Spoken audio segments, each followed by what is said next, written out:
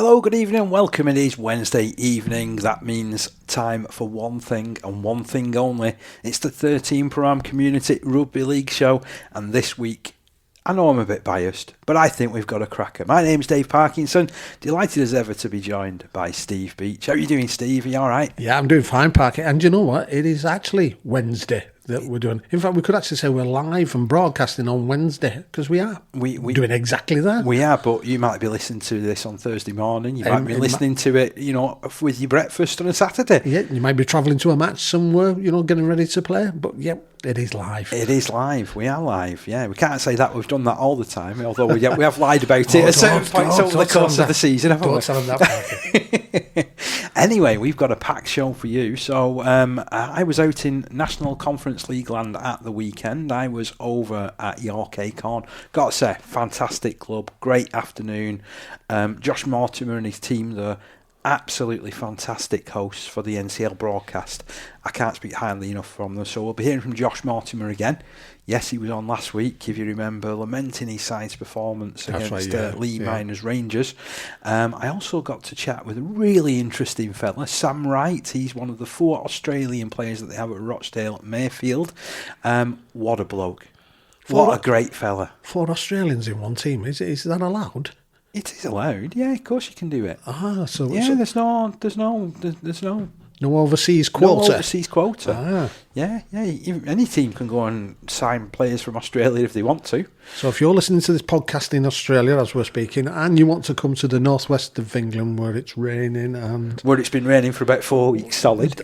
Yeah. We've just had the wettest July on record, haven't we? Certainly. Feel free to come over. Certainly, where I work in Manchester, it's been the wettest July in history. But come on over. You'd be welcome. Just bring a Mac. And a thick raincoat. And whatever. Right, but so I had the chat with Sam. Brilliant guy. It was a brilliant game, that, by the way, so I'll bring you up to speed on that too. And also at the weekend, I caught up with BBC Cumbria's Jordan Weir, and we had a discussion generally about NCL clubs in his region and kind of like how they've been doing and, what to kind of look out for. And a certain Fuifui Moimoi also got a mention in that one. 2 weeks on the run, he's getting a mention in the show. 2 weeks on the run. I tell you what, he'll be asking for appearance money, won't he, next? I'm sure they had appearance money and image rights over in Australia, didn't they? But we're not live with any pictures, are we? No, not live with pictures. So you can't claim anything, Fui. Sorry about that, mate. I do want to start this show, though, on a little bit more of a sombre note, if I may. So it was, very sad for us to hear at the show that Ellenbrough Rangers have lost their chairman, Alan Perry, over the last few days. Now, the message that came onto Twitter was a heartfelt one from Ellenbrough Rangers, and it said, "Absolutely gutted to be writing this. Last Monday, our chairman sadly passed away. A legend of the club, both playing, also carrying out various roles across his 60 years with the club. We send our love and wishes to Denise and all the family. Rest in peace, Alan." And I'm sure, on behalf of this show, when you hear about people like that have been involved and steeped in rugby league and community rugby league, this is the sort of people that the sport's built upon, isn't it, Steve? And it is. And it's tragic to hear about the passing of people that have been involved for so long. And we can't do it justice. We can't. But the fact that he's been involved 60 years there, absolutely tremendous service. And this goes back to Parky, what I say all along about it's a community game and it should be called community and not amateur. Because you've got people like this gentleman who's give that amount of service to that club, and you can bet your bottom dollar it's not just been because it's a matter of sort of this is my job type of thing. He's enjoyed that thoroughly. Socially, it's probably been fantastic for him because all these people coming out and obviously being saddened by this happening just goes to show how much he was part of that and liked.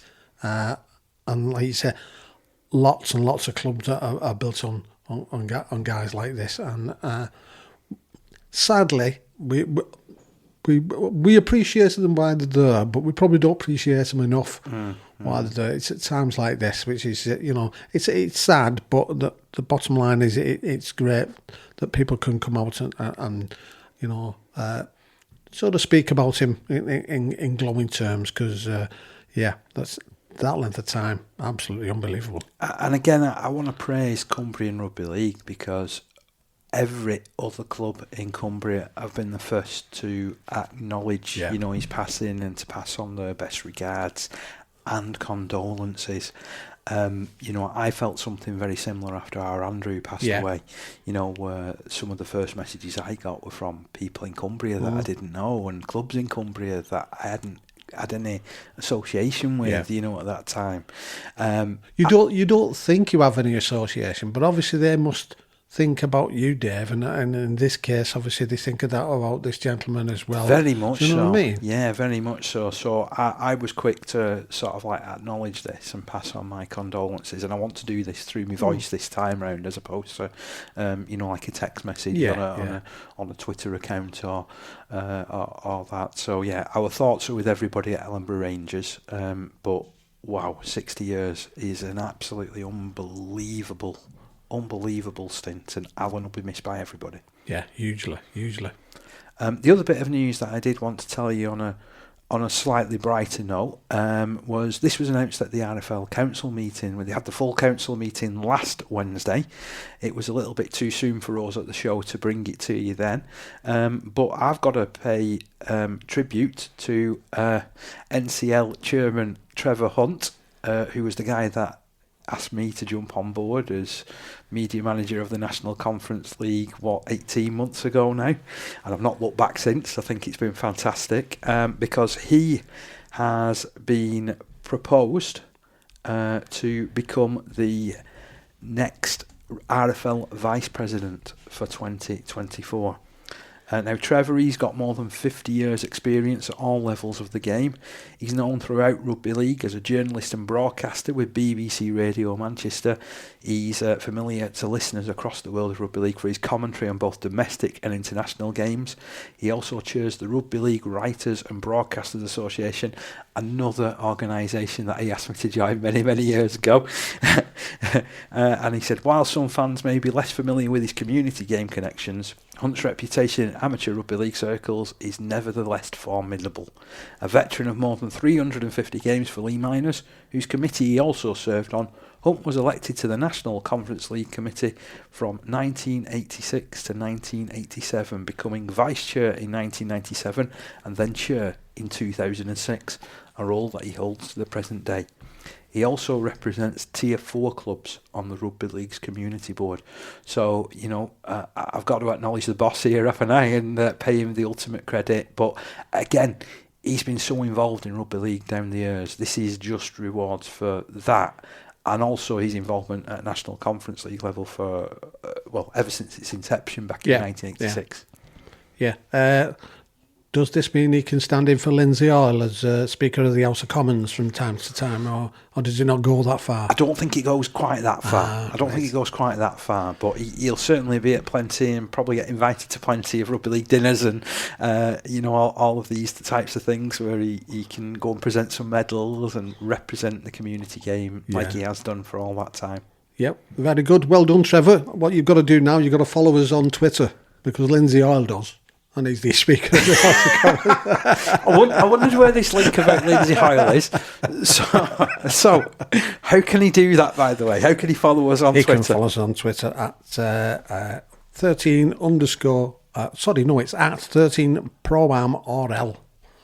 And obviously you can follow everything that we do here on this wonderful podcast. And it is very, very good. It is, but, they say self-praise is no recommendation. So we need to get some other people praising it. You've never been on Twitter, have you?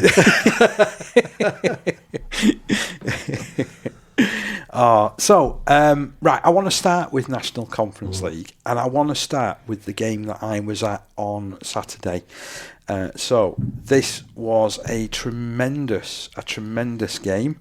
So I was at the game involving York Acorn and Rochdale Mayfield. I've already praised York Acorn for the way that they hosted the broadcast, the way that they got stuck in. This was a crackerjack of a game. So Rochdale Mayfield, they collected their 12th win of the season at York Acorn, eventually getting over their potential playoff rivals in an incident-packed game that was broadcast by Our League on Saturday afternoon. Mayfield opened scoring after 5 minutes when scrum half Devlin Long linked with halfback partner Sam Wright, and his change of direction took him past 2 defenders to the line. Hooker Cole Connolly, he goaled, and it was 6-0.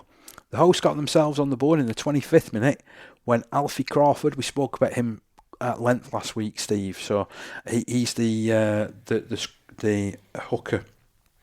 He was on off the bench actually this time round, so they brought him on after about 20 minutes, and straight away that's when they started picking up. Did Acorn, Alfie Crawford and scrum half Matt Chilton combined, and Jordan Potter had too much strength for the defence to contend with.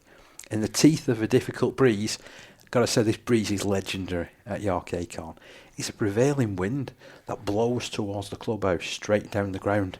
So if you're going towards the clubhouse in whatever half, you can have a brilliant kicking game because you just launch it if you're struggling to make your meters, and you can't get anywhere trying to kick that ball back. And if you score in that top end, you've got hardly any chance of converting it. Yeah, so it's very much the same as having a pitch that slopes. If you know that, you know how to play your own pitch. I think it's a 12-point. It's a 12-point breeze if you can use it right. Yeah. I'm positive with that. Yeah. Chilton couldn't goal, and it was 6-4. The visitors thought they had claimed a try when substitute Nick Hargreaves went over from close range, but the effort was disallowed for a forward pass. Mayfield substitute Joe Tierra had only been on the field a couple of minutes when he was sin-binned for running in on an incident that resulted in a penalty for the hosts. 4 minutes later, the host pushed within range on the back of sprightly work from Crawford again, and a big charge from Isaac Coleman. Now, I was given some notes ahead of the game. Isaac Coleman is apparently studying astrophysics at York University, and the little note that he's coached in next to him was he's got more brains than the rest of his side put together, which I loved. And I thought I've got to mention it at some point. I don't know whether I mentioned it on the broadcast, but I'm going to mention it here. I like that, the fact that you've got a little bit of knowledge about these players, and that's how it should be. That is excellence. He had a good game actually. With Isaac, he was another guy that started off the bench for York Acorn, made oodles of meters going forward, especially in that first half. On the next play, standoff Tim Elliott cleverly disguised his pass, and Eddie Prescott split the defence to get under the post in glorious style. Chilton's conversion made it 10-6. Then seconds before the break, Chilton was tackled late after launching a clearance kick downfield. Referee Ben Brocklehurst had little hesitation in awarding the penalty, and Chilton stepped up to add the 2 points that were awarded by the referee, get this, after both judges signalled that it had missed, and the fullback caught it at the side of the post and started to run the ball out. But the referee said, I'm giving that, and he did 2 blows of his whistle because it was right on the stroke of half time, and I couldn't work out what had happened because I just thought, has he got interrupted with his floor? So when they brought the graphic up, we still commented that it was 10-6 because we didn't think that this kick had gone over because both touches had stood there waving it away. And the fullback's caught it at the side of the pit, at the side of the post.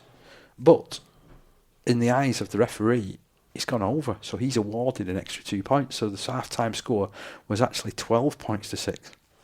Well, that's strange because, funnily enough, it's a couple of months back. I was at a game where there were touch judges or linesmen or whatever we call them these days, and I was looking at the way they positioned themselves behind the goals. Because there's a way they do it so that they catch the various angles. They don't stand sort of like parallel to each other, as it were. One stands a little bit further back, depending on where it is, and obviously they can observe up the post to see, if it goes through in that sort of sense.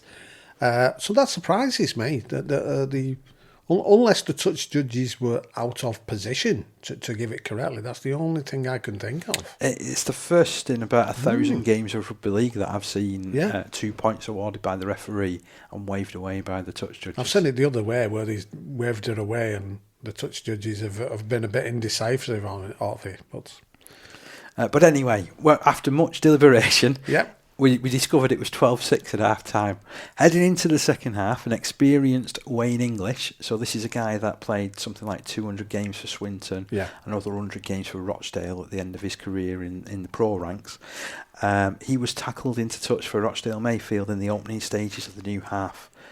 And then Prescott for York Acorn found himself sin-binned after 45 minutes for a high tackle on winger Christian McVeigh on a kick return. Despite being a man down, York Acorn continued to be on top, winning field position, and Mayfield were desperate when the otherwise impressive Jack McConaughey held down for too long and Chilton stepped up to add his third goal and open up an 8-point advantage. Everybody agreed with that one. That went straight over. It was well cheered by everybody. It definitely was. So it was 14-6 at this stage. Acorn continued to remain on top in the contest, with both sides having their moments of struggle with the prevailing breeze. It took a flashpoint after 60 minutes to ignite Rochdale Mayfield. Visiting prop Simon Moore lashed out in a challenge before headbutting Eddie Prescott, who struck him back. Following the fracas, both players were dismissed. I wasn't surprised. Initially, neither Acorn or Mayfield could get their act together, but within a couple of minutes it was the visitors that seemed to settle back into the groove. With Sam Wright again increasingly influential, he stepped back to the inside and raced through, only to be caught 10 metres out. Then he moved into the next play to take the ball from live wire Declan Sheridan and fired a great pass right for McVeigh to go in. The score went unconverted by Devlin Long and it was 14-10. The Mayfield scrum half was, however, on target a few minutes later when Sheridan went from dummy half and McConaughey followed him up in the 72nd minute for a narrow 14-16 advantage. 4 minutes later, Wright took matters into his own hands with a change of direction to burrow between two defenders for his second try. Long missed the conversion, and just as the game moved into the final minute, the ball broke loose from Dakota Tolhurst. It was played at by Acorn, and Luke Foden reacted quickest to scoop up and drive over the line. Connolly added his second goal before the final whistle as Mayfield continued to apply pressure to Hunslet ARLFC, Worthborough Hornets and West Hull at the top of the Premier Division. So it finished York Acorn 14, Rochdale Mayfield 26. This was a cracking game, absolutely cracking. One which I really enjoyed, and one which I get the feeling this fella enjoyed. He was also enjoying his stint over in England. I caught up with the Rochdale Mayfield standoff. Sam Wright, what a character.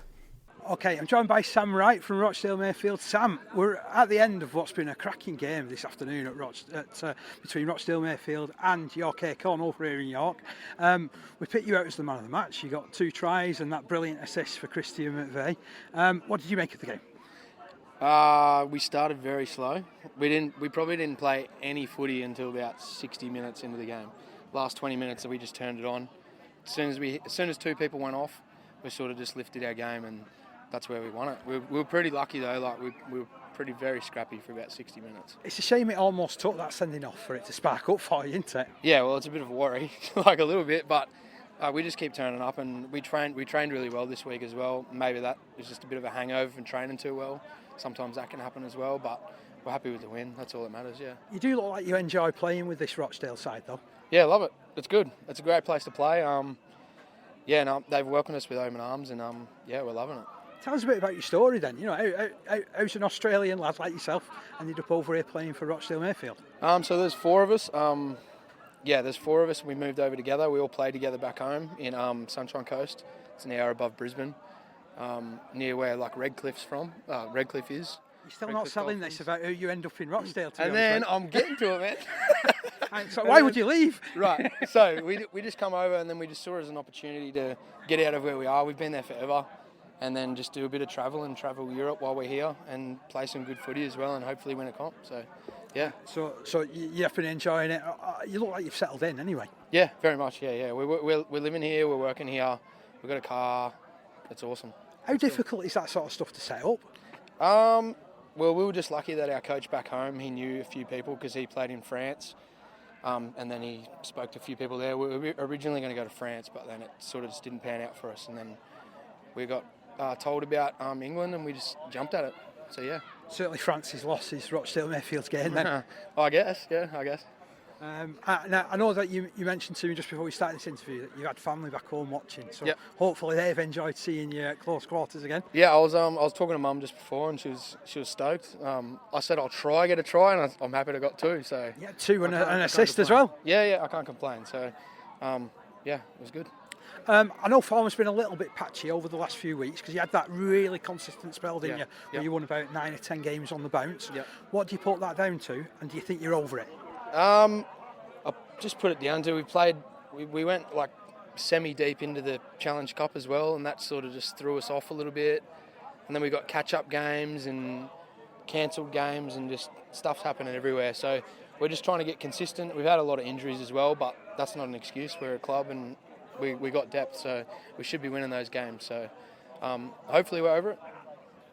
There's some good young kids as well, isn't there, coming through, which have been playing a lot more over recent weeks. Yeah, for sure. We got Harry Sheridan, Benny Metcalf, and we got young Charlie as well, and they're ripping in. They're going well. They're holding their own, so that's all we can hope. Yeah, certainly Charlie today. I think there's a few bruised ribs amongst that York Acorn side. He was putting himself about, wasn't he? Yeah, well, he showed his worth last week against Hunslet, and he ripped in, and that's the top. So if he can play with them, play against them, he can play against anyone. So. And of course, this lines up really well for next week when you're playing against West Hull. That's another game that's going to be televised, so your parents back home will be able to watch that as well. Yeah. Awesome. So what are your thoughts ahead of that one? Because you've played them once already. Did they beat you quite narrowly? Yeah, we played them. We played them away. I didn't play. I was injured, but I think we only just lost. We started shocking in the first half, and it was like raining pretty heavily, but. Yeah, it's going to be a good game. They're a very consistent team. They don't make any errors, and they just grind you out of it. And hopefully we can grind them back. So, thank you very much for your time, Sam. Awesome. Thanks, man. Great to hear that you're enjoying your stint over here in England. Awesome. Thank you. I'll see you next week. Love chatting with Sam. Great bloke. Absolutely diamond bloke. And how interesting to find out. How do 4 Australians find their way over here? It looked like they were going to end up in France. It's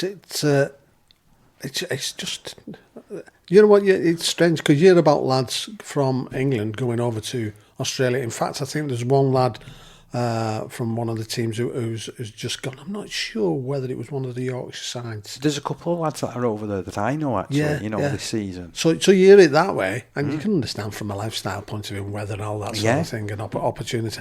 But you don't really hear it coming the other way. But you can understand what they're saying from their point of view. I suppose it gives them a chance to come and see a different part of the world in that respect, doesn't it? He heard me joke that he wasn't selling it because he plays for a club that's like on the Sunshine Coast. Oh yeah. He certainly doesn't play for a club. Well, I suppose Rochdale is on the Sunshine Coast when the sun shines. When the sun shines, yeah, But absolutely tremendous fella. Really enjoyed having a chat with him. And who knows, I could be speaking to him again at the weekend. I've got to say, if she's listening, a big hello to his mum. Oh yeah, well it was lovely that you mentioned that. Yeah, that she could watch the game, and obviously they're coming up again this week. They're playing against West Hull this week, so that's another game that'll feature on our league. So get that watched as well. In order, and tell everybody, all of his mates that you can watch him on, when they Rochdale Mayfield, and I've got a feeling they're going to figure quite a bit as it comes to the end of the season because they're going to be in the mix with things, aren't they? Now, again, it didn't quite go to plan as far as York Acorn were concerned. Let's now hear from their boss, Josh Mortimer. Well, with Josh Mortimer, we're here at the end of the game that's taken place here at York Acorn. York Acorn 14, Rochdale Mayfield 26. Your thoughts on a game that you was in front by 14 points to 6 for a long period? Frustrating, disappointing, I suppose. We were of a good value for us as 14-6 lead, and Rochdale are a good side. So we always knew they were going to come back, and just sort of disappointed in 26 minutes on. They've scored 20 odd points and 4 tries, and we should have done better. And disappointing from that, but. I can't knock the effort. I had a couple of busted up bodies. My right winger and centre and half back were all on one leg. So, but I want to take you back to that first half because I thought for long swathes of that you actually controlled it. Rochdale Mayfield have been known for the point scoring prowess this season and the way that they spread the tries right across the field, and you kept them to half break. Yeah. You know, I was buzzing with my boys at half time. 12-6 I think half time, wasn't it? And we've been playing into wind. We've been camped in our own 20. And we just took our chances when we got upfield, and as you say, they're free scoring, and we talked about their threats, and the sixers taking to line and dummying, and that was annoying that there was their first try, and then they've scored 2 more in second half from it. So that was more annoying from it than anything else. But yeah, we're a good side. We just individual errors at times cost us too much. So. Well, I mean, I've seen you perform over the last 2 weeks. I don't know whether this is a bad thing, whether you'll be banning me now, from taking any more of your games. But you are a good side. You've done really, really well, and it's been fantastic. To see the way that you've advanced your play over the last couple of years. Yeah, definitely. I mean, we know we're a good team. We know we've got good players, and I'm sure that'll continue. For us, when we do string good 80-minute performances or 60-minute performances, we usually come out on the end of a good result, and today we should have done.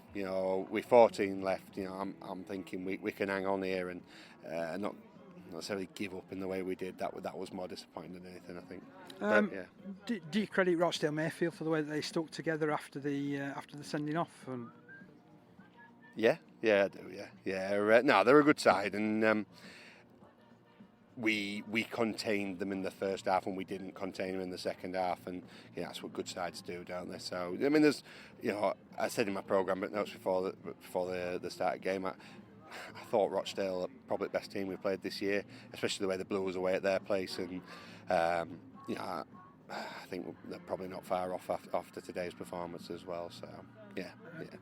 Couple of real talking points. First of all, that penalty at the end of the first half, which from our vantage point didn't look like it went over, and there was all kinds of confusion. Yeah, so I mean, I were in line with it, and I thought it did go over. I thought it went over and drifted afterwards.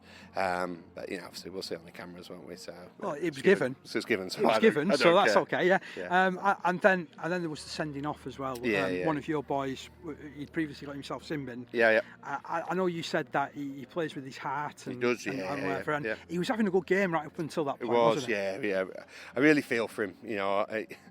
It's the second time that ref sent him off this year, and I feel for him, from that regard. But I actually missed the incident. I didn't actually see what happened, and I know football managers always say that, but I actually did miss it.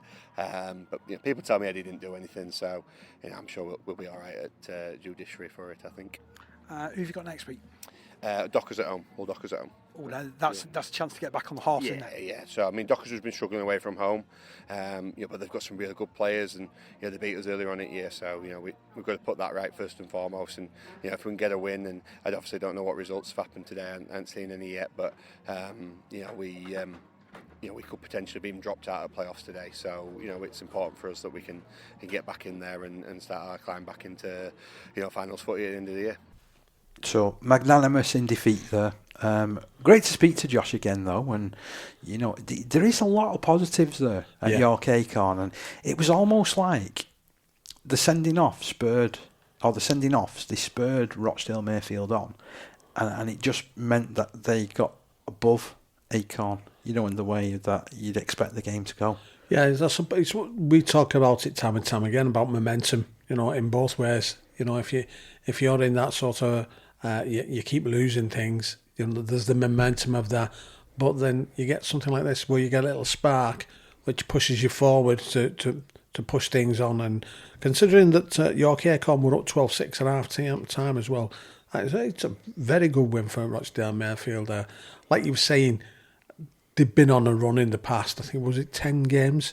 Oh, they've won something like 9-10 games, on the spin. Yeah, but then again, we've been on about York Acorn. They're again dark horses in that respect. Well, if you kind of look at it, and I can't remember whether I asked Josh this actually, but if I ever recall, they actually only secured the Premier Division status on the last day of last season. That's if right, you remember all Yeah. the results, they conspired to send Pilkington Rex down. That's right, yeah. You know, when it looked for all the season like Pilkington Rex were going to be the team that would survive rather than go down, wouldn't it? You know, so yeah, they're building something there. They've got some good players. They've got some really good players. Interestingly enough, after me saying all that about the Breeze, Rochdale Mayfield scored their 20 unanswered points against it. Breeze. I'm just looking that they've got a McVeigh who plays for them. He's not one of the Australian Oh, lads, no, is he's he? not. He's not Australian. No. We spoke with him actually because he scored the winning try when they beat Hunslet a few weeks ago. Oh, that's right. Yeah. Which was a glorious Yeah. move. It was like it all went slow motion as he got it because he was diving in at the corner, and everybody was like going up in the air, and then suddenly the place erupted. There'll be similar sort of scenes if they can get over the top of West Hull, but West Hull themselves, they are playing tremendously well, and I've got to acknowledge the efforts that they're putting in. So they beat Loughborough Hornets by 30 points to 22 at home. At half-time it was 20 points to 12. Wilson was the key man yet again, the prop forward come second row. Yeah. He's an awesome player, you know. He just scores points for fun. Not only is he a top goal kicker, although he only kicked 3 out of 6 on this particular occasion, but he scored 2 tries, and ultimately it's the 2 tries. If you look at it, 8-point difference between the teams in the end. Other tries scored by Stewart grabbed 2, and Nicholas scored 1. Loughborough Hornets, they were well served by Tomlinson, by Holgate, who grabbed 2 tries, and Frank King, friend of the show, also getting in. Moore kicking 3 goals, but ultimately not quite enough to overcome that half-time deficit. Again, looking at the Premier Division, Hunslet were given a real fright against Lock Lane. So Lock Lane were leading by 8 points to 4 at half-time. Butler and Sowerby scoring Lane's tries, and Hunslet, eventually they got the better of their opposition. So Murphy, Daly, Dargan and McClellan scoring the tries. Jordan Gale kicking 2 goals. Eventually Hunslet winning by 20 points to 8. Kells had a great afternoon against struggling Hull Dockers. So Grant Gainford grabbed a couple of tries. Weir scored 3 tries. Parr grabbed a hat-trick. Others being scored by the veteran Dave Lowry. Watson, Parr, I know I've mentioned Parr already. Watson, Nelson and Joyce, with Russ Gainford kicking 9 goals. Dockers, they were 42 points to 0 down at half-time. Cook scoring a couple of tries for them in the second half. Sotheby landing 2 goals. And then elsewhere, there was a win for Siddle against Wigan St Pat's. They seem to have really eased their relegation worries and woes over the last couple of weeks. They've strung a couple of good performances together of Siddle, although they had to put it all on the line against Wigan St Pat's, who only trailed by 12 points to 4 at half time, but a 20-point second half from Siddle saw them do the business. Pat's grabbing tries through Gannon, Spencer and Taylor, with Thomas kicking 2 goals. Siddle scoring through McCallum, Smithies, who grabbed 2, and yes, he's the brother of the Smithies over at Wigan. Hinsley, Milnes and Lewis, the other try scorers. The veteran Blackburn kicking 4 goals. So those are your results from the Premier Division. On Friday night, there was a massive win for Thatto Heath Crusaders as far as the season was going. Yeah. I was expecting this one to be a lot closer against Lee Miners. I did, especially where they've both been performing this season. Crusaders were just a little bit off the pace at the moment, and Lee Miners Rangers were, they were sort of having playing some good stuff. Very much so, yeah. But it was all Thatto Heath Crusaders on Friday evening. Eventually, they eased to a 32 points to 0 defeat of Lee Miners Rangers. McGann, Horton and Dudley scoring tries. Dave Pike grabbing a couple as well. Saunders scoring the outstanding one there, with Jones kicking 4 goals. They led by 18 points to 0 at half time, and well, they almost doubled that advantage second half, didn't they? So a really good win that for Thatto. It just keeps them tucked into the playoff positions. And if we look at that top 6, you've got Hunslet out on top with 30. West Hull just tucked in behind them with 28. Loughborough Hornets on 27. Rochdale Mayfield, with 2 games in hand, have 24 points That's to their the name. big one. If they can win those two, it really puts the pressure on. Then you've got York Acorn, who are 8 points back now in 5th position. Thatto Heath have 16 points to level with York Acorn, but a much more inferior point difference at this stage.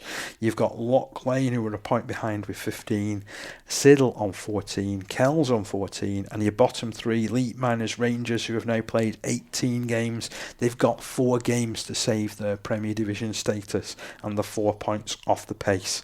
Hull Dockers, they've got 8 points. Wigan St Pat's, they've got quite a number of games left to play, to be honest, when you look at their fixture list. So they've played 15 games.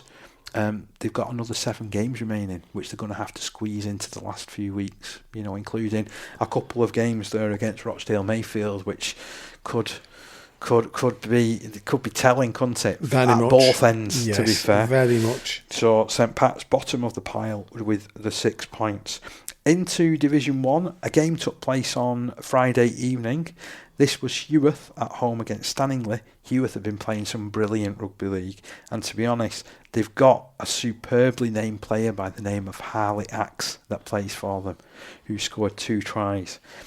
Sturdy and Richmond also got over for tries, Richmond scoring 2, Dyson Dent and Craig scoring 2, with goals going the way of Alan. He kicked 5 of them. And for Stanningley, Metcalf, Sykes, Welton and Phipps were the scorers, Butterill kicking 3 goals. It was a second half comeback from Stanningley. They were down by 22 points to 6 at the interval, but Heworth also very, very strong. The other results from Division 1, and I think it's safe to say, I think I can say now, that West Bowling are the first team that's got promoted. Have they actually got it? Have they got to get one more point? There's probably one more point that they need to get. But I'm sure they're going to get that. I feel positive. I think I've jumped the gun in that case, because I thought that they were all right, actually. I was just somewhere that I read during the week, because I'd heard that initially. Yeah. Then I saw they needed 1 point. It might, but same as you say, the bottom line is that they've been playing really, really well. But in this game, yeah, they played against Clockface Miners. You've got to set your hats off to Clockface here. I would have thought this would have been a totally different result. Yeah, Clockface have been a completely different animal at home, haven't they? Yeah. They have really, really set the bar high and taken some good teams very, very close and come away with some important wins as well. So the final score in this one, Clockface Miners 20, West Bowling 22. Miners having tries through Carney, Jones, Morgan and Hunt. Goal split between Highcock and Garrity, who kicked 1 each. For Bowling, there were tries from Gregory, 2 from Coe, 1 from Lynham, 3 goals from Darvel. Ultimately, it was those 3 goals from Darvel which created the difference. So well done to West Bowling, to the cusp of promotion. Crossfield's got a big win. I'm really impressed with this one. Crossfield's 34, Skirler 22. For the Soap, Walker grabbed a couple of tries. Whittaker, Fox, Stanway and Cassidy also got over the line. Brad Stanway kicking 5 goals. And for Skirler, they were well served by Livingston, Gilbert in particular, who added a try and kicked 3 goals. Fitzgerald and Oliver, who is a regular try scorer. I know it says in the paper, diver, but it was Oliver. But having seen the team sheet, I understand why it went down on this as diver. I think it's Oliver. Yeah. Only because he's played for the Community Lions, so I got a bit of insider knowledge there. And he's a regular try scorer. Yeah. So 34-22, big win that for Crossfields. Still keeps them just ahead of Clockface Miners. And then elsewhere we have Alton Raiders 34. Ince Rosebridge 24. So Raiders getting tries through Kendall, who grabbed 2, Precious, Holdsworth, Hartley and Griffin. Kieran Walpole kicking 5 goals for the Raiders. And for Bridge, there was a hat-trick from Boyd, a try from White and 4 goals from Rugby. Interesting about Rugby, he played for the A team the other week in that cup final. I commentated on. So, he'd been kicking apparently at 90% for the second team this year, so it's a little surprise to see him get up into the first team and kick 4 out of 4. That's excellent. And then the other outstanding game, this does sound like an outstanding game. Where were the tackle bags, Egremont and Thornhill? Thornhill Trojans 30, Egremont Rangers 44. So the Trojans, they had a couple of tries from Mitchell and Bucock. A try also from Llewellyn, 5 goals from the boot of Gibson. And for the Rangers, a couple of tries from Wright, Corkill, Edwards, Wells, Krellin, Horner and McDonald also getting over the line. Tyson kicking 6 goals. Bit of credit here to Thornhill Trojans because they've had a season to forget. Yeah. I think they're the first side that we can officially say is relegated. Because they've got just 1 point from the 17 games. That's and right. even with the points that are now up for grabs, they're not going to be able to go above Pilkington Rex and into that place where Ince Rosebridge find themselves. So unfortunately they're gone. They're going to have to build from Division 2 next season. The thing is with the Egremont Rangers, they're a team that, defensively, sometimes they are good. But no matter who scores points against them, they'll back themselves to score more. Oh, well, that sort of side. Well, you look at them, and they're the top scorers in all of the National Conference League, actually. So they've got 598 points that they've scored in 17 games. Yeah, they've got that confidence that they can put it together and score. Defensively, let's say they're I suppose erratic. You can call it, but if you know you're going to score more than your opponents the majority of the time. You've got that little bit of leeway, haven't you? Are they like that Saints Millward inspired side? Possibly. Of the community ranks. Yeah. I'm sure John Wells will appreciate that, won't he? He certainly will. The other thing is as well, the rugby that was on Channel 4 at the weekend, right at the very end, there was Ash Golding. Okay. Yeah, who plays, or his coach is Stanley, if I'm not wrong. Yeah. Yeah. And Danica Prem, who, from what I can gather, is from Youth. Ah, right, okay. And there was mention of that result. Of that result. Right at the very end, yeah. Which I thought was... is that why you smiled when I was reading about it before and started telling people about it? But I couldn't remember Danica's surname, so I've just checked through. But yeah, she had a little bit of a dig at him about them winning, and he responded, which was good. You'd have never got that on Sky in the sense of did it let them go a little bit haddock like that. Adam Mills was okay with it. Well, dare I say it? Unless you've played for Leeds, St Helens, or Wigan, you don't get on Sky, do you? Oh, controversial. Yeah, you have to have been to Wembley more than once in 50 odd years to get on Sky. You do realise that, don't you? Oh, does that mean I become eligible in a couple of weeks' time then? Yeah, you'll be on twice in a season.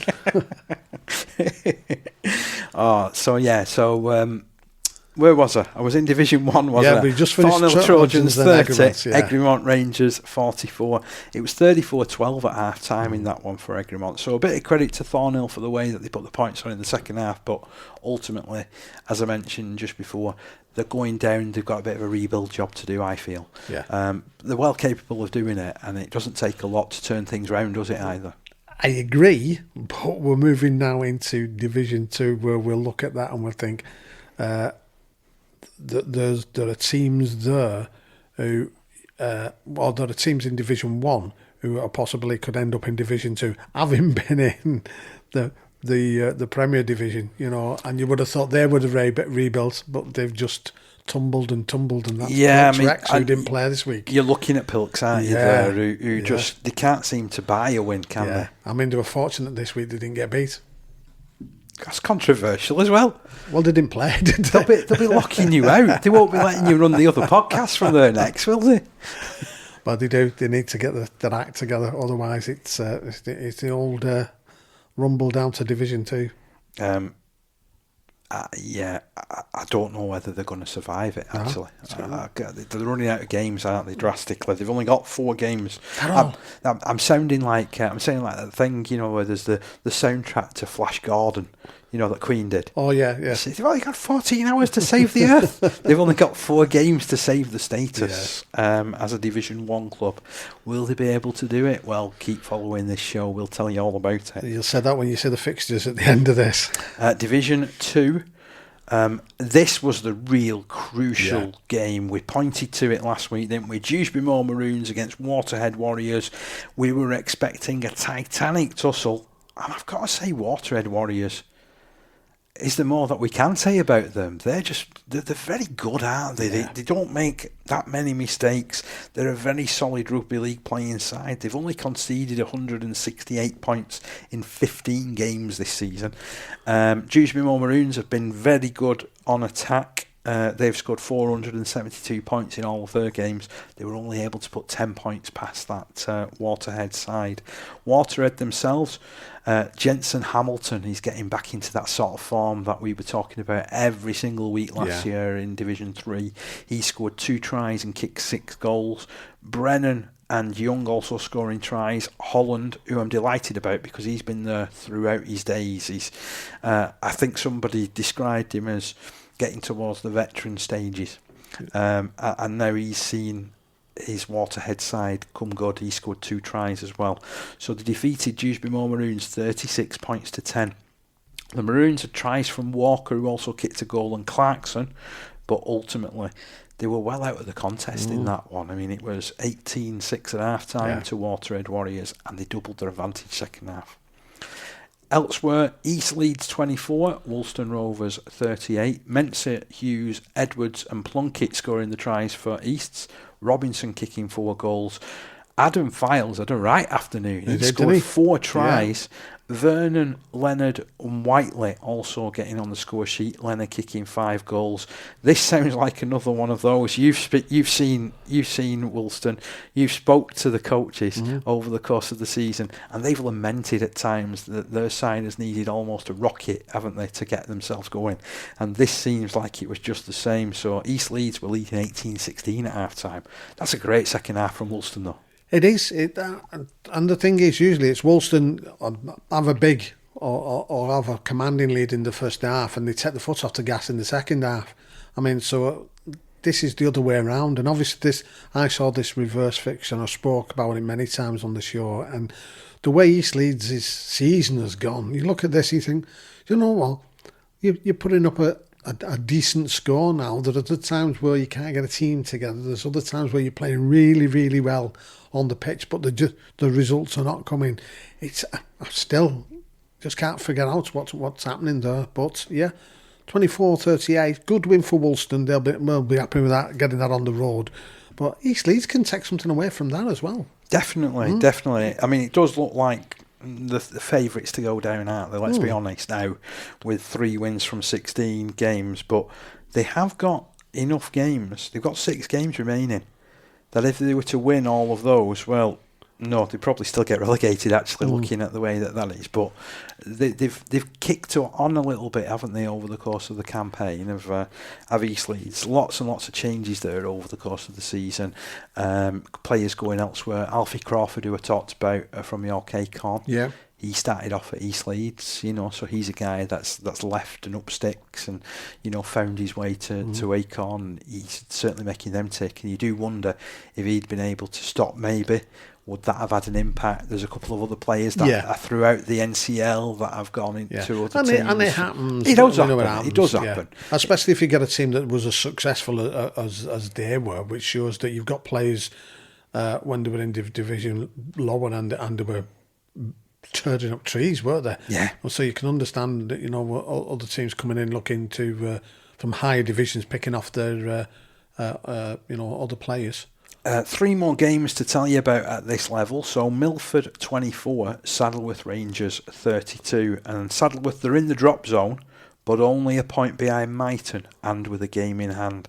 That's after posting a 3rd successive win with a 32-24 victory at Milford, who are now 2 points adrift in the standings but have played 2 more games. Rangers, they opened the scoring with Matt Whitehead's conversion of Billy England's try, and they found themselves 18-6 behind as half-time beckoned.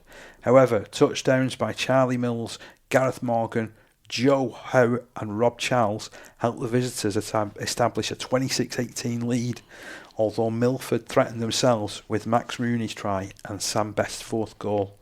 A last-minute try, however, by Blake Morgan, plus Whitehead's fourth conversion, saw Saddleworth home. Now, Milford, they had led through converted tries by Dwayne McRae, Steve Bacon and Liam Lockwood. That sounds like a game and a half there, doesn't it, at Milford, that one? And then talk about a close-run thing as well. Barrow Island, they travelled over to Normanton Knights. This was 10-all it finished. And Barrow Island travelled over to Normanton with only 16 men. And it didn't disappoint though. So Barrow Island actually were leading 4-0 at half time, and the second half Normanton Knights scoring all of their 10 points. Steve Biscombe and Robinson scoring their tries, Jacob Crossland kicking a goal for the Knights, while for Ireland Curry and Sneesby grabbed their tries, with Baines getting a share of the points with that goal. Elsewhere, Myton Warriors, it's getting really exciting, really tense at the bottom of this division, isn't it? So Wigan St Jude's hosted Myton Warriors. Myton Warriors coming away with a cracking victory by 29 points to 10. Now at half time, Wigan St Jude's have been edging this contest. They were leading by 6 points to 4. So it was Palmer and a goal from Rothwell, which gave them the advantage. In the second half, Brady scored a second try for Wigan St Jude's. But ultimately, Myton Warriors, they turned it round. Hobman, Slater with 2, Fisher with 2, goals going the way of Walker, who grabbed 4, and Slater kicking that all-important drop goal. So they won by 29 points to 10. What does all that do to the table? Well, Waterhead Warriors out on top. They're now 2 points clear, 2 games in hand of Dewsbury Moor Maroons, who are in the second promotion spot. Still look favourite to grab it, don't they?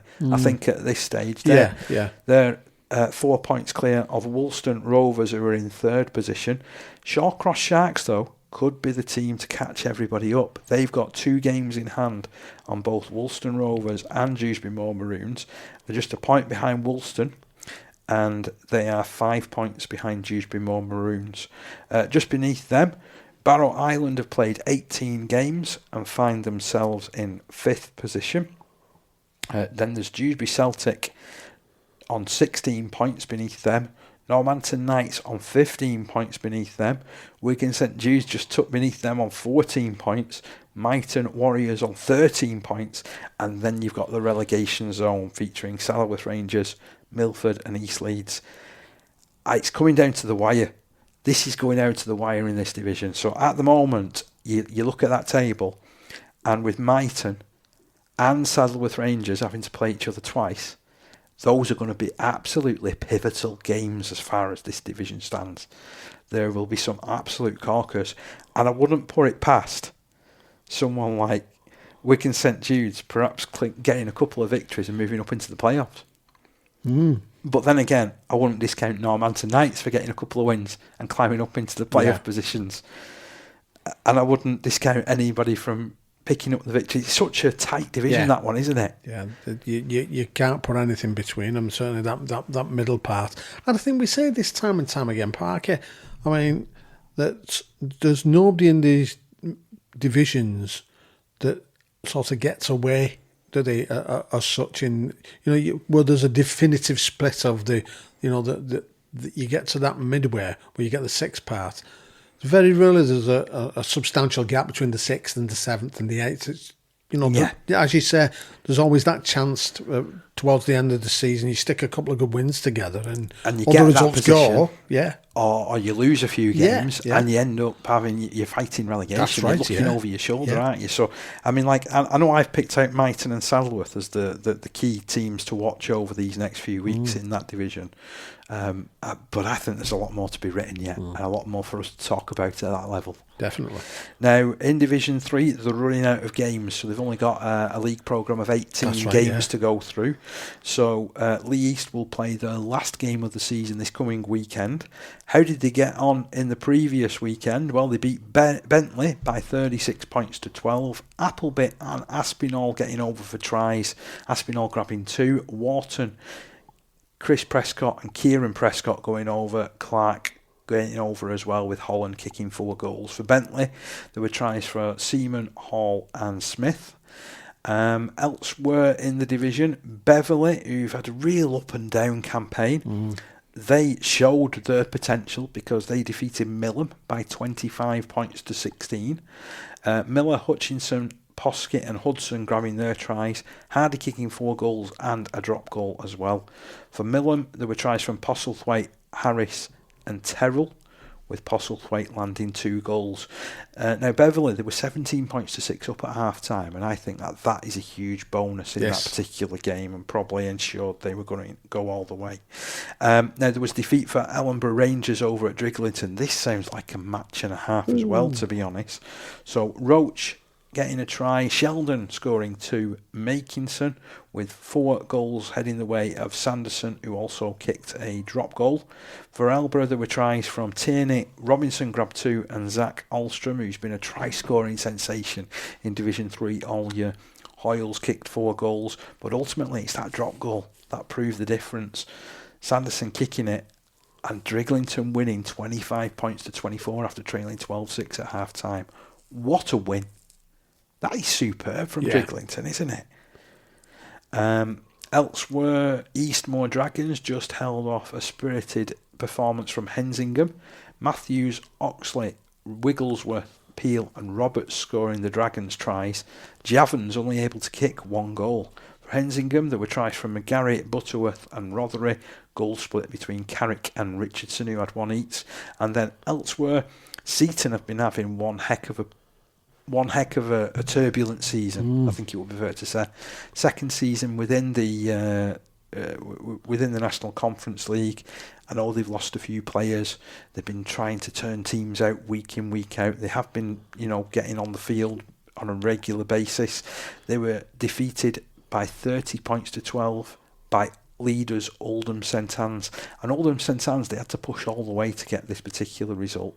They were leading 18-6 at half-time, eventually scoring tries through Connor, Pogson, Fletcher, Powell and Davis, Pogson kicking 5 goals. While for the Rangers, there were tries for Kirkbride and Bryan, with goal split between Smallwood and Bryan as well, but ultimately it was Oldham St Anne's who won on the day by 30 points to 12. So we've gone through all the results from this particular weekend. At the weekend, I was also able to catch up with, I think I'm going to call him new friend of the show. So I've made friends. I've been out making friends and influencing people, to be honest, Steve. And we had a chat with Jordan Weir. Now, he is the BBC Cumbria commentator.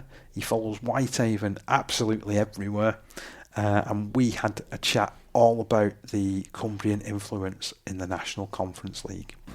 Well, I'm with Radio Cumbria's Jordan Weir, and Jordan, I want to have a bit of a chat with you really about what your thoughts are regarding the National Conference League, particularly the Cumbrians' involvement in it so far this season.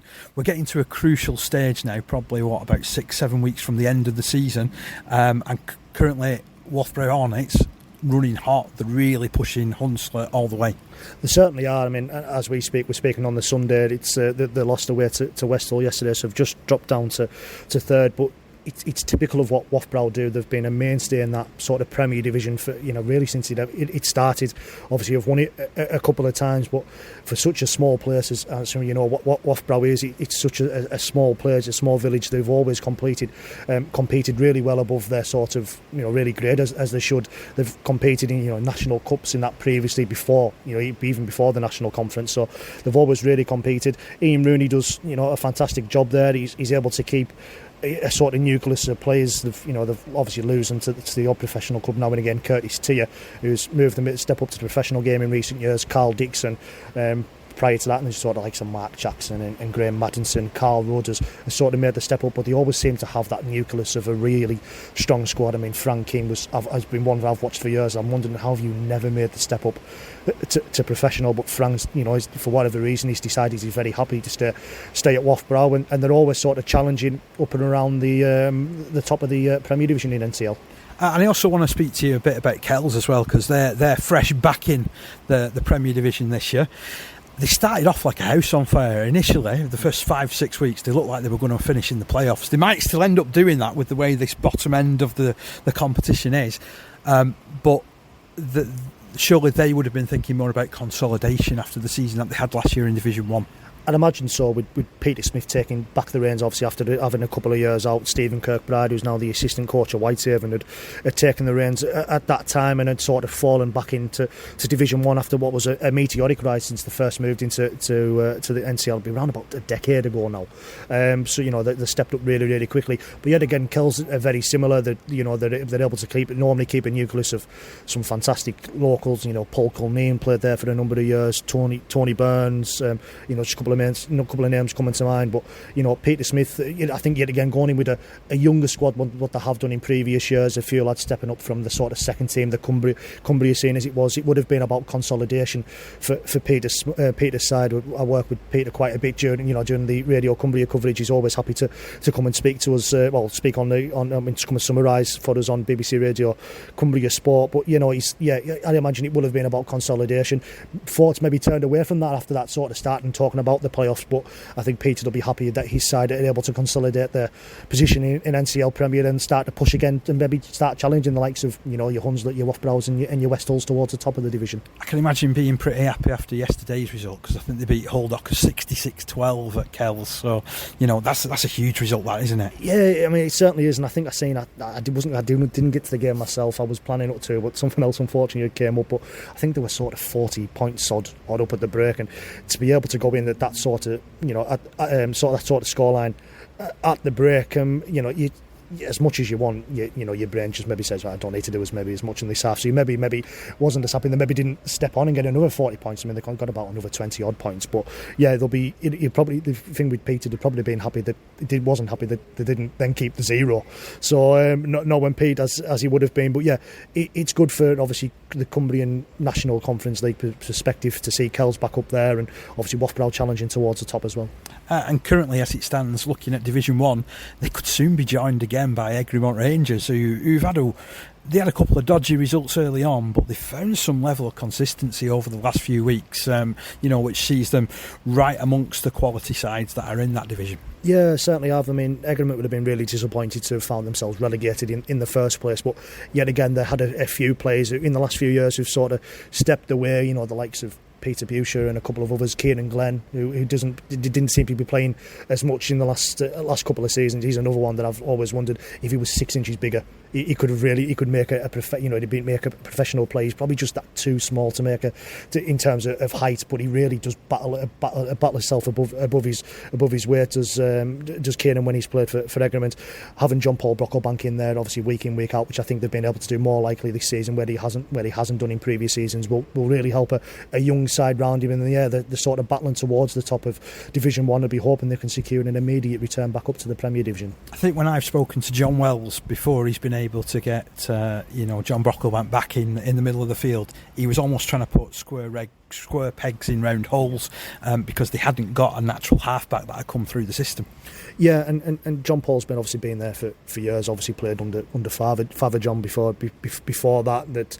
And they were yet again they had National Cup success. Less than a decade ago. I remember them. They played an NCL game on the Saturday, and they went and played the National Cup final on a Sunday. And many of the players backed up. So, like I said, the loss of players and a number of loss of players in the last few years has obviously sort of dented that sort of squad that was there, and they paid for the price for it last season, despite some promising results towards the end of the season. Unfortunately, it was too late for them. Yeah, but they'll be hoping to secure an immediate return, and once there, similar to Kells, hoping to consolidate. Unfortunately, I've got to drop all the way down to Division 3 to then sum up the rest of the sides. But having said that, what a first season in the National Conference that Ellenbrough Rangers are having. Again, I know that they were on the end of the wrong result yesterday over at Driglington, but they found a level of performance that, they're one of the top sides. Yeah, certainly. Probably the surprise package, similar to what Seaton was in their first season the year before. And yeah, I mean, it's good to see the side stepping up. I mean, sometimes it has been at the detriment to the local scene, but you can't blame the likes of Ellenbrough and Seaton, Hensingham, they've all done in sort of the last 4 to 5 years for making the step up. Because unfortunately, the amateur scene in Cumbria is not, in terms of that sort of local level, isn't as strong as it once was, and there's games being called off because sides aren't able to fulfil their fixtures. Especially in the last few years has sort of dropped out the league, and I think a couple of other sides have had to fold in recent years, unfortunately due to lack of numbers. I think COVID was a huge factor in it. Players then weren't coming back. They found something else to do on the Saturday, on the Saturday afternoons. Despite the locality of what the NCL regional leagues were, that we've seen some fantastic games. You've seen Wafral playing Kells, your Regiments, but then like your Kells, Hensingham's, renewing them sort of old rivalries. I think like I said, the local scene sort of below that unfortunately paid a massive price due to COVID, and I think they are struggling for referees up in Cumbria as well, despite the fantastic work that Rob Jones tries to do as sort of the development officer in that area for the referees and the society. They're just struggling on numbers. So the local scene, in terms, like I said, that local level, they're having to play some games on a Friday night and some games on a Saturday just to ensure the fixtures are getting played. Which is sad to see, because before my time, but only 20 or 30 years ago, there was sort of about 4 divisions, and now there's just one. But yeah, going back to Ellenbrough, they've had a fantastic start. I haven't been able to get down yet so far this season and see them in the flesh. It's something I'm hoping to do in the before the end of the season, because like I said, they really are battling towards the top of Division 3. And probably the guy that I'm going to tip for you then is Owen Hoyles. You probably heard a lot about him anyway, but a fantastic player, a fantastic standoff, already represented the England Community Lions at the end of last season. His game has just gone to another level this year. Just making that step up, and we talked earlier on off air about sort of the standard in the sort of the top 2 divisions of Premier and Division 1, then sort of fizzling out towards Division 2 and Division 3. But the standard it's a step up from the Cumbria, the Cumbria men's, the Cumbrian League as it is to Division 3. He's still a step up, and he's just been able to, if he's playing against slightly better players, he's seeing what they maybe need to do. He's maybe taking he's taking a look at opposition standoffs and right, okay, well he's doing that, so maybe I can bring that to my game, and so yeah, that's certainly one I'll be looking out for if I do get myself down to Ellenbrough. Now, of course, it's been a. I'm going to kind of, because I tend to get a little bit emotional when I start discussing about Hensingham, and obviously I spent some time away in Italy last year with Logan Holgate, and we all know what happened as well with Gary McMahon. When something like that happens, you get communities really, really coming together, and I get the feeling that's what's happened at Hensingham, and it's so difficult, and they're a side that I know because of the way that they are, and because I know how Logan was on that trip. I always look out for the results now. I know you might not have had the chance to get down there as much, but what's your general sort of thoughts of what you've heard from coming out of Hensingham this year? Yeah, Hensingham's actually probably my local side. I probably live less than a mile and a half away from Hensingham, up in Moresby and Whitehaven. So obviously the community game, rugby league, Cumbrian rugby league as a whole was absolutely rocked when that tragic news come through about Logan towards the start of this year. I don't know if it was relatively well known, but Logan had some sessions with Whitehaven, and potentially would maybe to make a look at that step up in the next few years. The club were rocked. Obviously Hensingham were rocked, and just the Cumbrian rugby league community were really rocked. You don't expect to hear the news of a young lad aged just 18. Obviously not, unfortunately, just not waking up. It was fantastic to see how the Cumbrian Rugby League community come together at that sort of time. I know Whitehaven and Workington played the Ike Southwood Memorial Trophy only a few days later after that, and Carl Dixon, the Whitehaven captain, on that afternoon led out his side holding up a Hensingham 7 shirt, and I think that just shows you there was a bucket collection that went on to raise funds, which has obviously now become the Lionheart Fund for Logan and Gary. Hensingham are looking to do a touch competition on Challenge Cup final weekend just to raise funds for that. I'm hoping to speak to the organisers soon actually for Radio Cumbria to try and get some more exposure for that, because it's fantastic how Hensingham and obviously the Holgate family have stepped up. Obviously had some real tragic times in previous years, obviously with the passing of Stephen Holgate, so it's been a real tragic time for the family in the last few years, but to see them stepping up in what has been another tragic time, like you say, you always keep an eye out for the Hensingham results, and obviously always keep an eye out at how they're doing. And finally, we've got Seaton. They was brilliant when they kind of blazed a trail, really, didn't they, when they came into the National Conference League last year. Unfortunately, haven't been able to repeat it, but I do understand that a number of their players have moved on into the professional ranks, and it's always hard to replace players when that happens, isn't it? Yeah, Kieran Walker stepped back halfway, back to Seaton from Workington halfway sort of through that season. He was a real step up. The likes of Tom Kerwin and Brett Phillips, who have all played professional rugby, had come back to their junior side. I don't think many of them last final two got a lot of games, but to have that experience, even if it's around the camping training and such things like that, and yeah, the real stepped up, and probably unfortunate in the end not to get promoted up into Division 2. This season has been a bit harder from them. They've lost a couple of players up to Workington Town. I think the likes like JJ Key and I think Fergus Simpson come from some Seaton as well, so they've sort of lost that. And then, like I said, I don't think the likes of Brett Phillips and Tom Kerwin have been as prevalent, if at all, this season for Seaton. So they've lost their way at times. They've had some real heavy defeats on the road, particularly. It'll come good. They always seem to do for our local side, hopefully. They've also gone well against Oldham St Anne's at home, haven't they? Particularly they really did push them all the way too. Yeah, it certainly is. And I think when any side come up to sort of come up to Cumbria, it's all that edges, and no one likes a trip to Cumbria. John Keir lives on it. He always talks about when coming up to Cumbria. I don't know why. No, he always says, it's like Cumbrian side have got to do it every week. But whenever one of John Keir's side, he always goes on how tricky it is to come to Cumbria and sort of such things like that. And it's probably sort of true and more at that sort of level. Because you get the lads that have played NCL rugby, and I noticed a couple of times going back up to like the 4-0 Trojans, they've come up to like Egremont and Loughborough in the last couple of seasons. They've only sort of fetched like 14 or 15 players because for whatever the big players don't want to make that trip. They don't want to spend the entire Saturday. They normally want to go out, probably play, likes at 4-0. Probably want to go to the likes of Dewsbury and the sides in and around Yorkshire and think, it's only an hour away or half an hour away. They don't want to make the 3.5 hour journey up to Cumbria. And then these sides like your Seatons and your Hensinghams and your Ellenbroughs have made a step up in recent years, Kells as well. You've got to give them huge raps for them to give that commitment, because they know anywhere they're going, it's a minimum of a 2.5, 3 hour journey. So fair play to all of the Cumbrian sides who sort of step up to the NCL, and obviously most of them going well. It's almost professional commitment, isn't it? Yeah, it certainly is. Like you say, you're sort of making that journey. You're going from Kells to Westall. It's 4.5, 5 hours if you hit bad traffic. So you're having to leave Whitehaven at 8 o'clock in the morning to make sure you're there for Westall for a 2:30 kickoff. So yeah, it really is professional commitment at times. Like say Loughborough and Kells and Egremont doing that in more recent seasons. But yeah, like you said, to if you're stepping up into the NCL from Cumbria, you're going to have to travel.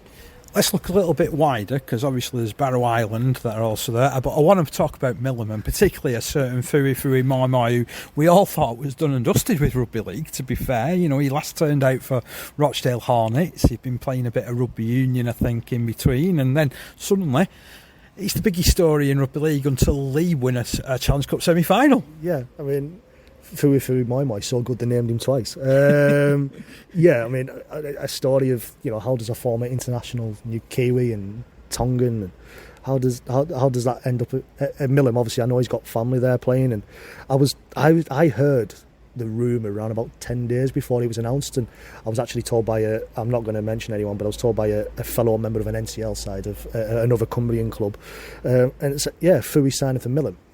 What? Where's that come from? So yeah, I mean, I seen and I just sort of put it to the back of my mind, and it was actually when I seen Trevor Hunt's tweet about Millom announcing a signing. I'm like, right, no, this is happening then. At Fui's, obviously, I know he's got relations there who've been playing. He's got a couple of nephews, I think it is, or yeah, that's right. He's got there that's playing that. So and they've been ripping it up for Millom. I think they've got one is it a centre there that's played at Leicester Tigers. So that's fantastic for Millom. They've been able to bring some players back in. Obviously, they've got professional experience. Obviously, Brad Kelly retired from Barrow last season and come in and probably didn't expect to play as many games as he did, Brad, but he's played a lot of games. He was phenomenal when I saw him the other week playing against Oldham St Anne's. I think he got the Player of the Match award. And it doesn't surprise me, because he's just a professional. He's Brad from when I first seen him as a young fan coming up through the academy system at Whitehaven and making his debut at Whitehaven, then obviously going a bit closer back down to home, going towards Barrow, and he played a number of seasons at Barrow under Paul Crary. So I'm really not surprised, because he will he will lead that side from the front because he runs his blood to water week in, week out when he was playing professionally for either Whitehaven or Barrow, and I imagine he's took that right in. But the likes of Ethan Kelly, the Kelly brothers, Connor Terrell, I think, has been back at Millom as well. You know, they've got the Postlethwaite, his first name escapes me. Lee Postlethwaite, I think, out at fullback. He's been, you know, they've got some really good players, and I've seen them more often probably in their trips to Hensingham since in the last few seasons, and I've seen a few tight games there, one draw just before COVID really springs in my mind, because I remember talking, we actually covered the game for Radio Cumbria and providing squad updates, and I think we were all sort of knew where we were heading at that point and what happened obviously back in 2020. But yeah, fantastic to see Millom doing so well, and they'll be hoping that bringing Fui in, he didn't play yesterday, but as we're talking, but they'll be hoping he can put in some big performances towards the end of the season. You never know what can happen in the playoffs. Jordan, it's been great to have this whistle-stop tour of Cumbria with you. I look forward to catching up with you again soon, mate. Yeah, hopefully so, Dev. So it was a really varied chat, that one. You know, we talked about, what was going on in the Premier Division, the fact that Loughborough Hornets continually push for all the titles and everything there, despite being one of the smallest places that there is in Cumbria. It's a really tiny village up there at Cleatormore, and that Kells, they've performed above where you would have expected them to as a side that was promoted last season. We mentioned about Ellenbrough Rangers and the fact that they've got John Paul Brocklebank playing there. I know when I've spoken to John in the past up there at Ellenbrough, he said they've almost been trying to fashion a halfback. They've not had a natural halfback for the last 3 years after John Paul Brocklebank stepped away. He's back, and this is showing exactly what they're capable of, isn't it, now, with a proper scrum half, a proper halfback, a proper general. I know when I spoke to John Wells, he spoke very, very highly of him. And obviously the team as a whole, how they were coming together, and obviously getting back together as a unit. And Sam said, they all look alike. They all got the same haircuts, all got the same kit on, all the same build, and all play some great rugby, absolutely great rugby. The other thing is as well, that not surprises me, but I mean, I don't think people appreciate how many teams there are up in Cumbria, how very few community sides there are in Cumbria, compared to, in relativity to other areas, i.e. Lancashire, Yorkshire. Well, you can just look at around here. St Helens and Warrington have so many sides that aren't they within like a 10-minute ride, exactly, if you like. Yeah. Well, you look at Cumbria, as I say, how few they are, but how many of them are actually in the NCL and in the National Conference? Yes, I mean, that has been an issue with regards to the local division. Unfortunately, it has meant that that's gone down from like 4 divisions as it was 15, 20 years ago to 1 division as it stands now. We've mentioned this before, haven't we, with the Cumbrian League and the fact that there aren't as many sides, unfortunately, that are playing nowadays. But it does speak highly of those Cumbrian sides that have wanted to advance and they've wanted to get around and play against different opposition. Yeah, and you've talked. There's 3 teams there you spoke about who are playing some absolutely, sparkling rugby league. I mean, obviously we were talking about Seaton. They've given it a go. I mean, they've not dropped short in not completing matches or anything like that, as far as I'm aware. So, I mean, that is huge, because we talk time and time again about the distances they have to travel to play their games. To be fair, the distances, all those Cumbrian sides. Yeah, but that's what I'm saying, not just them, I mean those clubs as a whole. Absolutely tremendous, isn't it? And we caught up there about Hensingham as well, which we found out was Jordan's nearest club. And the fact that they have rallied around the Hallgates this year with the personal tragedies that have happened up there. Yeah. The fact they're fully behind the Lions Heart Fund as well. And the moving forward. I think they finished. It was them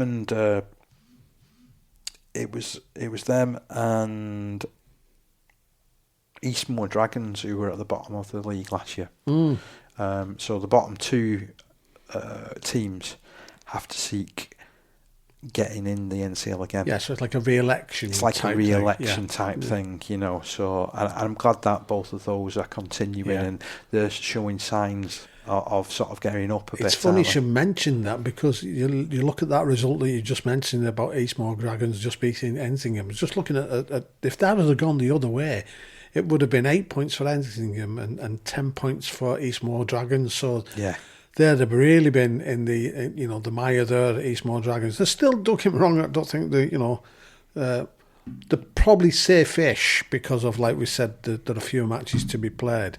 But the bottom line is, it's competitive till the end. Oh, it is. It is. And then, like we were saying about Fuifui Moimoi, he gets another mention on the show. Yeah.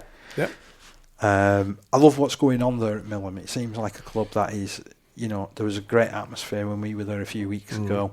There's so many things that are going forward for it. We heard from Rio last week, who was saying about just the impact that had.